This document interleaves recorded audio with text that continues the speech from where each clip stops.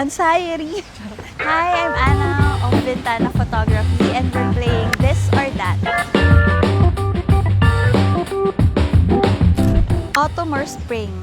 Mahirap. Winter girly ako eh. Pero kung papapiliin ako siguro spring.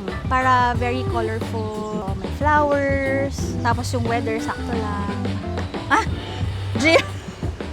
Gym session or running session. Pwede bang session na lang? Kahit anong session, wag lang may gym or running. Ceremony or reception? Ceremony. Sa ceremony, nakikita ng guest.